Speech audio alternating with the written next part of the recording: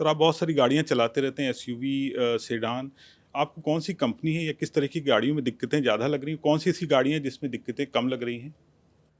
फ़ॉक्सवैगन group के जितने भी ब्रांड हैं, चाहे वह ऑडी हो, स्कोडा हो, फ़ॉक्सवैगन खुद की गाड़ियाँ हों, उनके जो फ्यूल पंप हैं वो अभी भी यूरोप से सप्लाई हो रहे हैं जी। और उन फ्यूल पंपों की वाली गाड़ियों में ज़्यादा दिक्कत है, चाहे वह इंडिया में कोई भी यूज़ कर रहा हो, इवन मैं भी एक यूज़ करता हूँ उनमें से।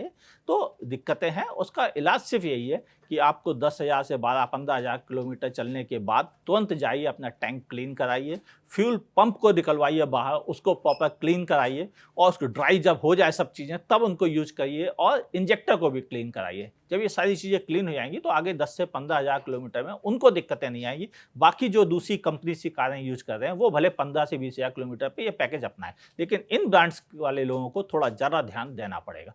इनके अलावा एक चीज़ और, जिनमें हाई कंप्रेशन रेशियो वाले इंजन यूज़ होते हैं, वहाँ पर भी इस बात पे गौर करना पड़ेगा कस्टमर को कि वह थोड़ा जल्दी प्रिकॉशन ले। सर, अब जो डीज़ल पे बात चली कि डीज़ल में भी जो है एथेनॉल को थोड़ा-सा बदल कर आइसोब्यूटेनॉल के रूप में मिलाया जाएगा।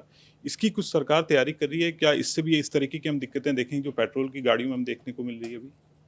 ओके, आइसोब्यूटेनॉल एक्चुअल में एथेनॉल का ही एक और वर्जन है, जी। जिसे उसके बाद एक बार और प्रोसेस किया जाता है। आइसोब्यूटेनॉल की एक खासियत है वो उसकी C10 वैल्यू। जैसे पेट्रोल में ऑक्टेन वैल्यू होती है, वैसे ही जी। डीजल में C10 वैल्यू होती है। एक आइसोब्यूटेनॉल की C10 वैल्यू 15 से 25 होती है और वहीं डीजल की वैल्यू होती है 40 से लेकर 55 C10 वैल्यू। अगर इसके बजाय यहाँ पर बायोडीजल मिक्स किया जाए जिसकी जी। कि 50 से लेकर 65 के बीच में पहुंच जाती है C10 वैल्यू, वो ज़्यादा बेटर सॉल्यूशन रहेगा। लेकिन कंपनीज को ये इंस्ट्रक्शन दिए जा रहे हैं आगे फ्यूचर के लिए कि वह रेडी रहें आइसोब्यूटेनॉल मिक्स होने के।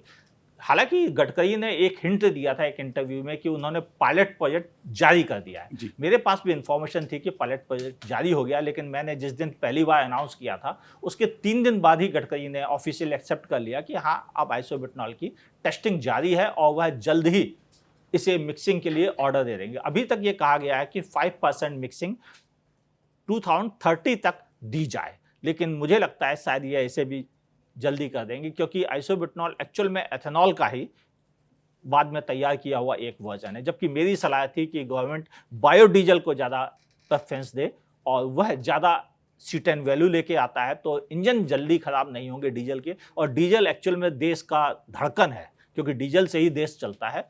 पेट्रोल तो बहुत छोटी सी चीज़ थी।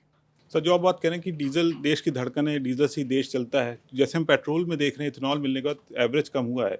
डीज़ल में अगर वो इस तरीके की दिक्कत आए तो क्या महँगाई पे इम्पैक्ट पड़ जाएगा कुछ? बहुत ज़्यादा पड़ेगा क्योंकि जब आइसोब्यूटेनॉल मिक्स करेंगे तो इंजन भी जल्दी खराब होंगे, उनकी लाइफ भी कम होगी। इसके साथ-साथ एक्चुअल में मेंटेनेंस पैकेज भी हो जाएगा। नॉर्मली जितने भी बड़े कमर्शियल व्हीकल होते हैं ये 8 लाख किलोमीटर से लेकर 10 लाख किलोमीटर्स के लिए फिट होते हैं। लेकिन जब ये मिक्स होगा तो डेफिनेटली उनकी करीबन 1 से 2 लाख किलोमीटर्स की लाइफ कम होगी, जो बहुत बड़ी लाइफ है। साथ ही एवरेज भी कम मिलेगा। ये 2 चीज़ें थोड़ा परेशान करेंगी। हाँ, एक प्लस पॉइंट ज़रूर है आइसोब्यूटेनॉल का या बायोडीज़ल का या एथेनॉल का, वो ये कि ये पॉल्यूशन कम करते हैं। तो इससे डेफिनेटली कि ग्रीन हाउस गैस को थोड़ा कंट्रोल करने में हेल्प मिलेगी। और चूँकि इंडिया में ही पैदा हो रहा है तो थोड़ा फॉरेन करेंसी जो हमारी मौजूद है डेफिसिट, ये थोड़ा कम होगा। लेकिन शायद हमारा दूसरा नुकसान जो हो रहा है हम लोगों की गाड़ियों के साथ, वो ज़्यादा खतरनाक है।